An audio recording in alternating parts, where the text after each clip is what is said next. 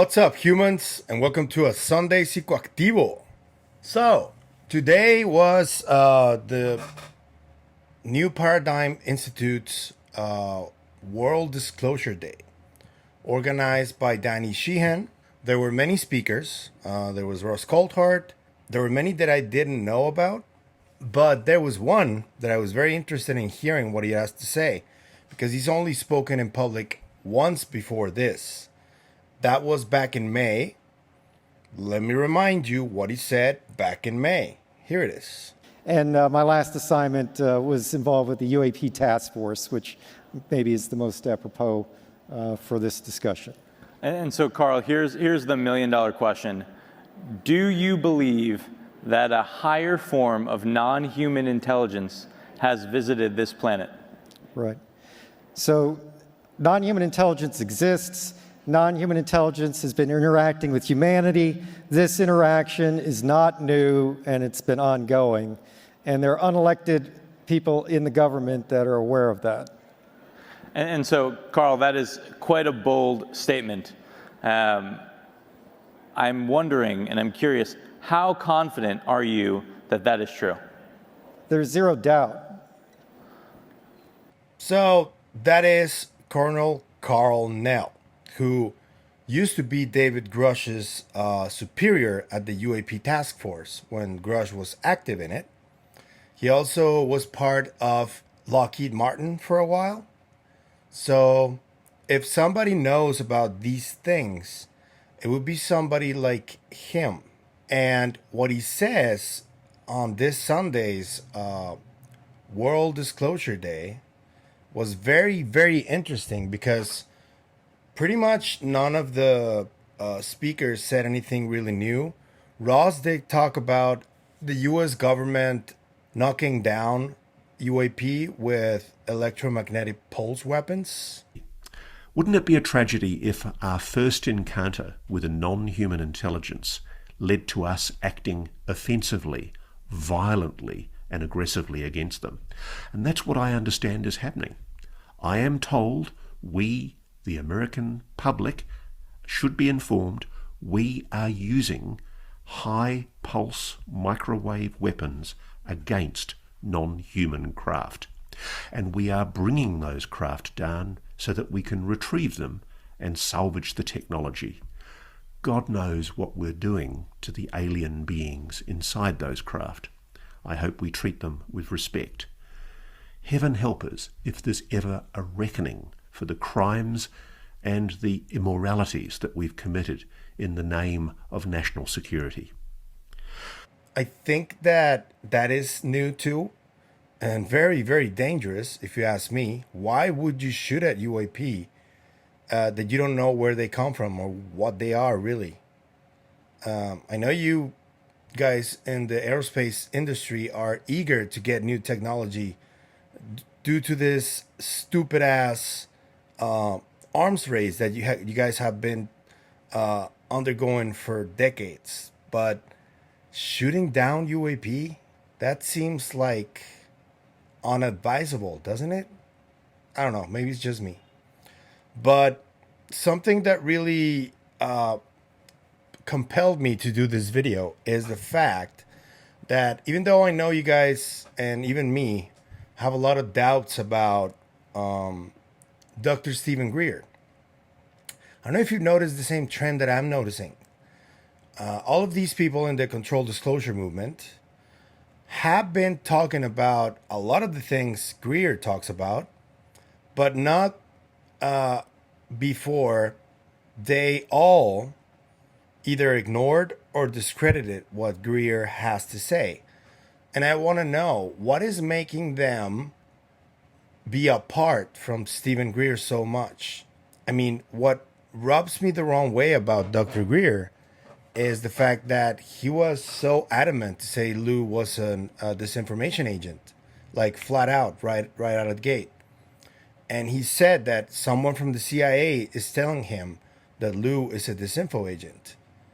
That was strange to me. That was so quick. And he's also said the same about Leslie Kean. He said the same about multiple people. who are part of this controlled disclosure movement. And the people at the controlled disclosure movement absolutely don't like and don't want to have anything to do with Dr. Stephen Greer. But there are many claims that he makes over the years that these people are now coming out and saying them a little bit differently, but saying them. A couple of weeks ago, when Immaculate Constellation was revealed, Schellenberger said the words alien reproduction vehicle. And although that is not a specific Greer term, it did come out in some of his conferences. And that's from Mark McCandlish specifically. But it came out with Dr. Stephen Greer. And now, Nell made a wonderful presentation where he pretty much sums up what is potentially going on with all of this. Someone from a position to know this, his credentials speak for themselves, and someone who, if you want to show a video about what is going on right now, you should show them a video like this one from someone who has the credentials and who makes a lot of the points that he makes in this video.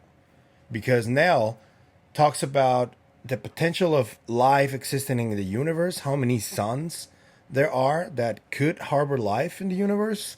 There are too many. And there are many of those that are like billions of years older than this one. So potentially, if another civilization exists in the universe besides us, they could be much older than us. Much, much older than us. That's one. The other one is a term that also came out in Dr. Stephen Greer's talks. And I can't believe I'm going to say this, but I am noticing this trend, this pattern, where people discredit Dr. Greer and then the same people come out and say pretty much the same thing that they discredited. That is kind of weird. I want to know what's going on. Is there some kind of personal issue between you guys that is preventing you from cooperating with each other? Because from where I'm sitting, Dr. Greer has been fighting for this for a long time. And yes, I think he did get corrupted by money and by enterprises. And that's why I don't rock with him really. But the work he has done in the past needs to be acknowledged, I think, because he's done a lot. And what Nell just comes out and say here is something that Greer has already been saying for a long time. And that is the possibility that anti-gravity actually does exist. I just saw a documentary from Jesse Michels. Jesse is moving towards a very, very risky hypothesis, but he has documentation on it of some of the biggest names in physics history being involved with some of these UFO programs. He talks about a document that Nell talks about from Australia. And he also talks about a news piece, like a newspaper piece, that Nick Cook famously got from a mysterious person on his desk that effectively took him to write The Hunt for Zero Point. And Nell, right now, is talking about zero point energy, basically. He talks about yet another Mexican scientist who did a breakthrough that a lot of people ignore and say that it is not possible. That is Miguel Alcubierre. That's how you pronounce it. Miguel Alcubierre.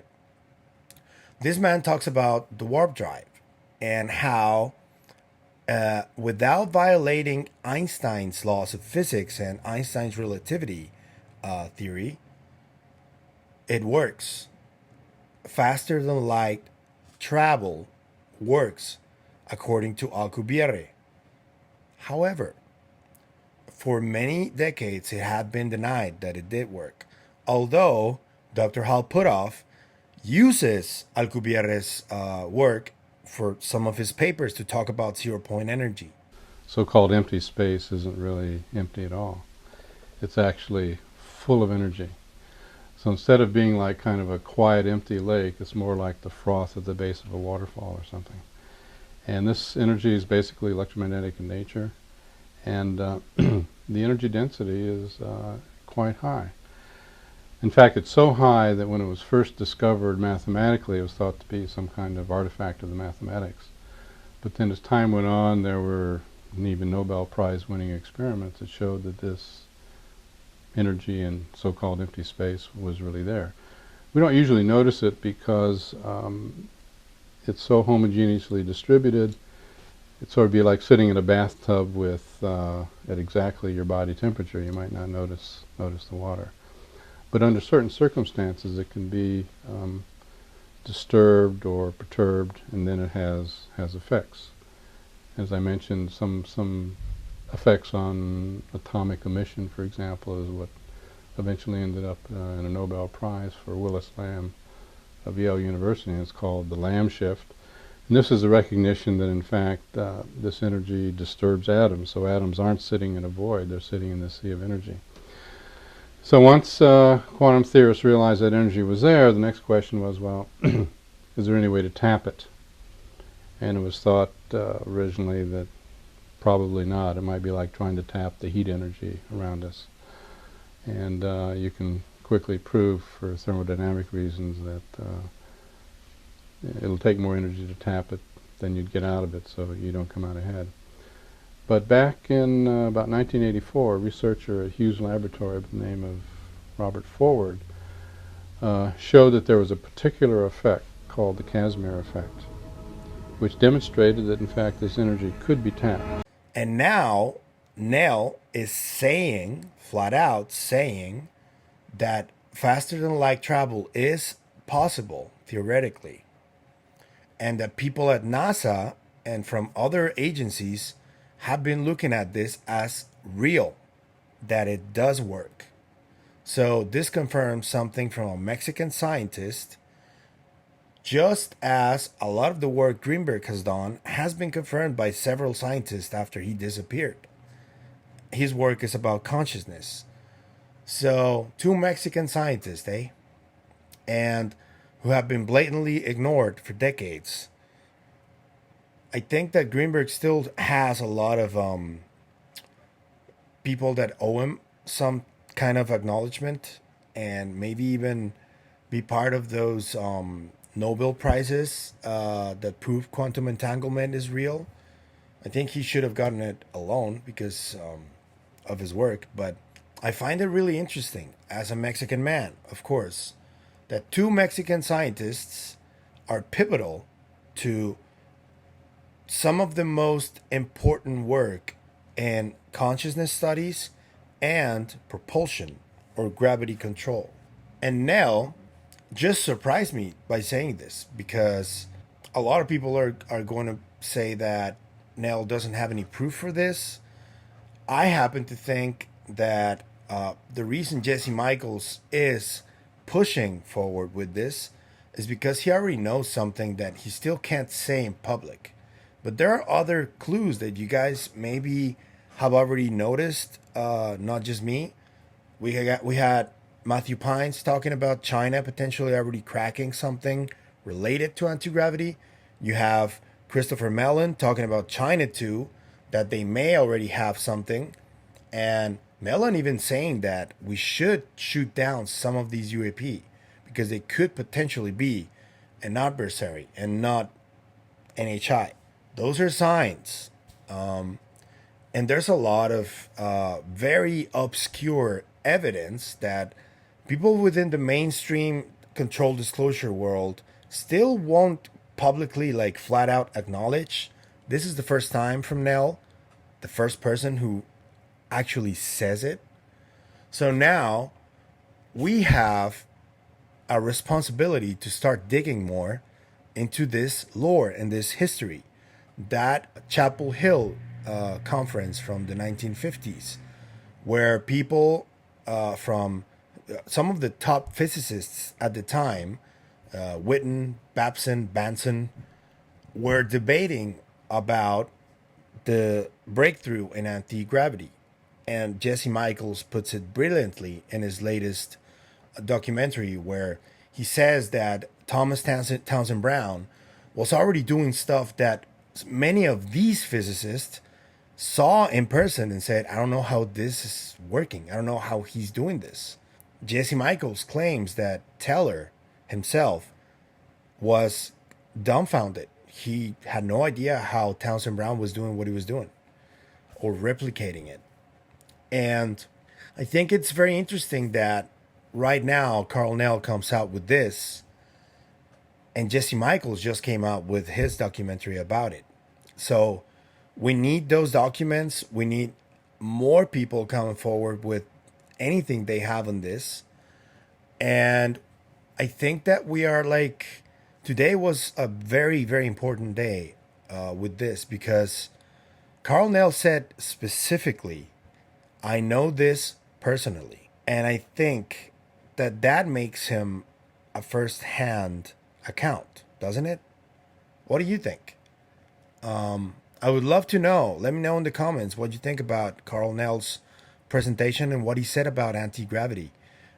He calls it dark energy, but it is essentially 0-point energy, what everybody talks about constantly. And it is one of the fringe topics in the UFO world. Nick Cook famously hunted for this energy, and he came back empty-handed, but I honestly don't think he did. I've spoken to him, and he's a little bit dodgy when you ask him about this specifically. I don't know if he had like some kind of directive from the people in power to just deny everything, and we'll leave you alone, something like that.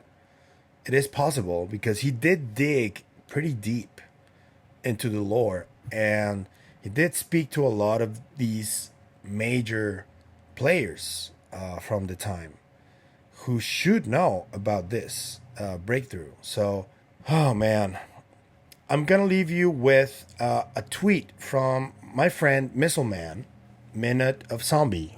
He does aerospace engineering, and he's a PhD in material science. He says, if you don't know, today, this Global Disclosure Day live cast organized by the New Paradigm Institute to commemorate the day of the UAPDA V1 says United States government has to turn over UFO records to the National Archives. So Karl Nell just equated vacuum energy with dark energy, with Alcubierre's negative energy. That's interesting. I think this means you accomplish faster than light travel by altering the density of vacuum energy and producing a gradient, creating a differential by maybe draining vacuum energy and deflating space-time. So essentially, what Alcubierre says is that when you use negative energy, you create like a 1G gravity bubble where that it can help you travel at insane speeds without altering the gravity within the space that you created it. And that is how Alcubierre says that we could achieve faster than light travel. And if this is regarded as real by people at NASA and other places, faster than light communication should also be studied and looked into, even though it is also regarded by mainstream science as impossible still. But there is so much there that we can look into and go into deep rabbit holes. I think this is a very, very exciting day.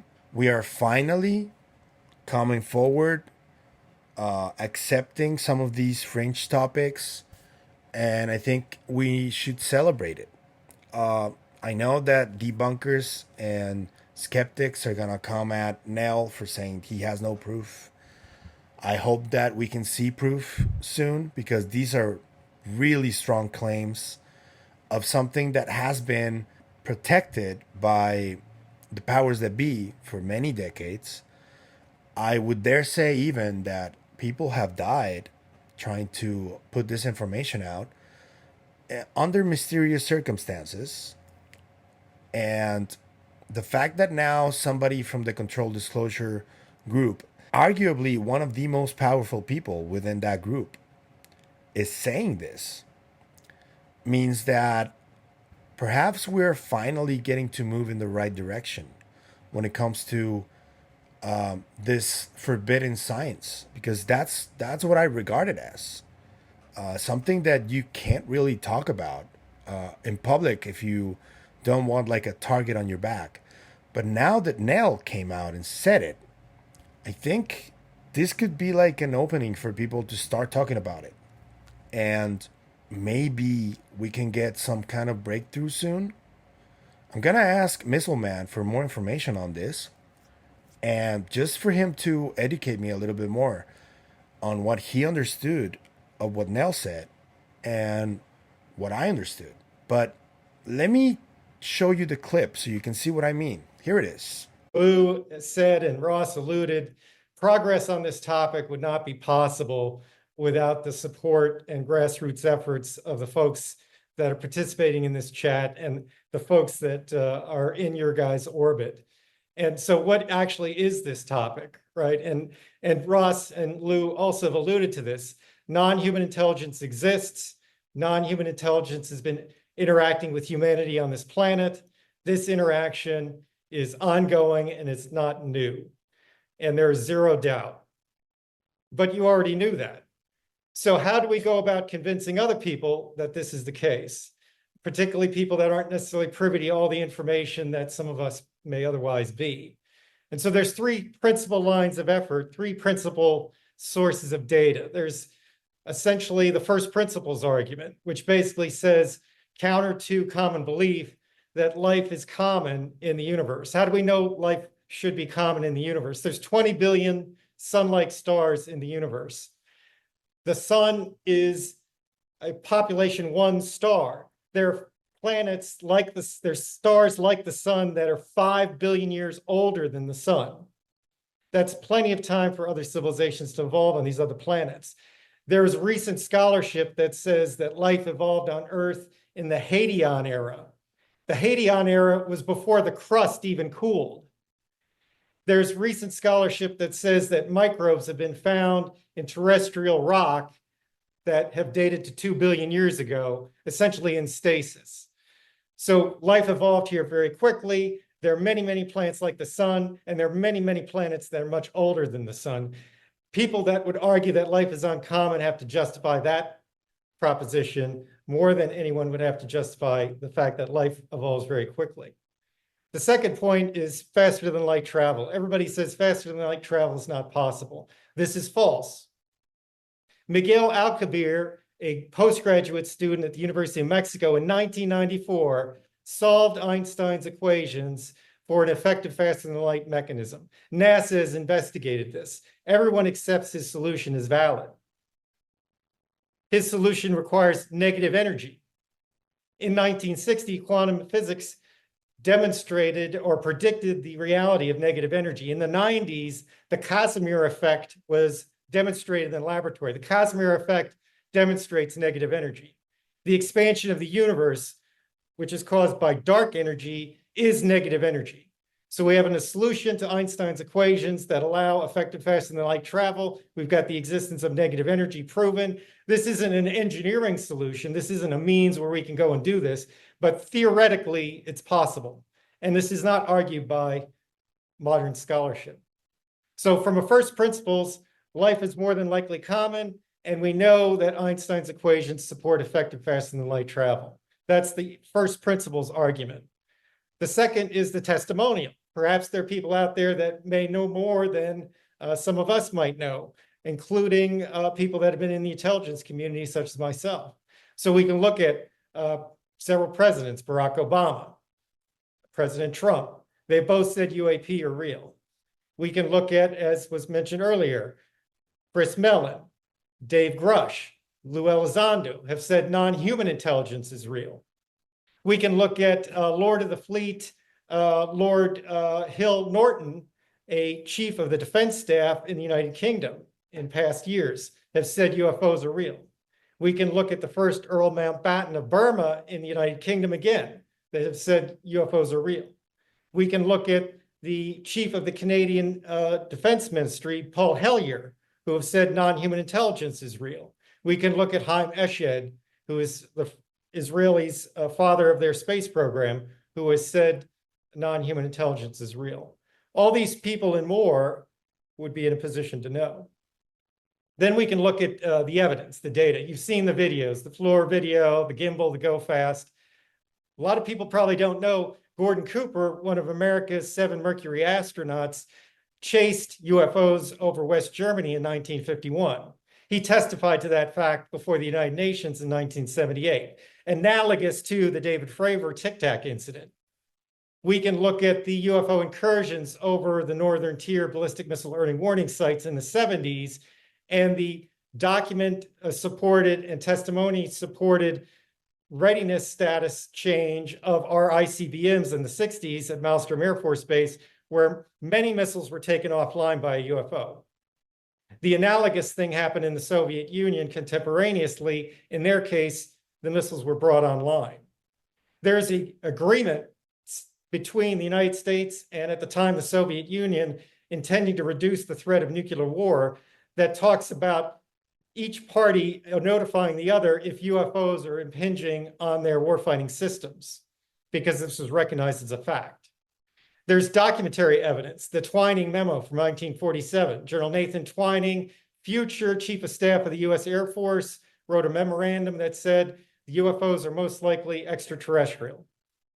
There's official Australian documents declassified on the National Archives of Australia from 1971 from their defense attaché that made a formal assessment of the United States' interest in UFOs, the reality of that, and the fact that the US was investigating anti-gravity programs in concert with looking into UFOs, a conclusion that would make no sense unless the reality of this topic was demonstrated. So some people say, well, if this is real, why don't they fly over the White House or something? Well, in 1952, UFOs flew over Washington, D.C. over 2 weekends. There were radar visual sightings, there were air-to-air intercepts, and it created the largest press conference since World War II up to that time. People say, well, why don't they just land during the middle of the day? Well, that happened in 1994 at the Ariel School in Rura, Zimbabwe, where UFOs presented themselves with beings and occupants on the ground, witnessed by numerous children. The exact same incident happened in 1966 in Westall, Australia. The people that witnessed those events are still alive, and they continue to state the assertion of that being a factual occurrence. So these things taken together, along with much other evidence, suggest that this is absolutely true. And I'm speaking to you today to tell you that there is zero doubt this is absolutely true. I know this personally. So the way to solve this problem is to motivate the grassroots. Political activism is the solution to restoring proper oversight, developing a process for responsible disclosure, and advancing society through the efforts of that process. So I salute you for your participation in this event. Again, I thank New Paradigm Institute. I'm humbled to be able to address you and participate with you in this historic occasion, and I wish you the best. God bless. Yeah. How's that for a Sunday evening? Man, let me know what you think in the comments. I think it's really exciting. I'm just going to put on mute any aggressive comment that comes this way because I don't think it's productive to the conversation. I do think that people who are excited about this should talk about this, so go nuts in the comments. And if you like the content, please share, like, comment, subscribe. You can hit the bell so you can get notified when a new video drops. And if you want to support the channel in any other way, I'm going to leave a few links in the description so you can support via either PayPal or buy me a coffee, or you can get yourself something. You can get something for the podcast. I have a wish list there on Amazon. But if you just share and like and comment and subscribe, the algorithm is going to help the channel grow. So that's more than enough for me, to be honest with you. But if you feel compelled to help, any help will be always welcome and always appreciated. So thank you. And I guess that's it for today. Let me know what you think. Until the next video, which will be tomorrow. Bye.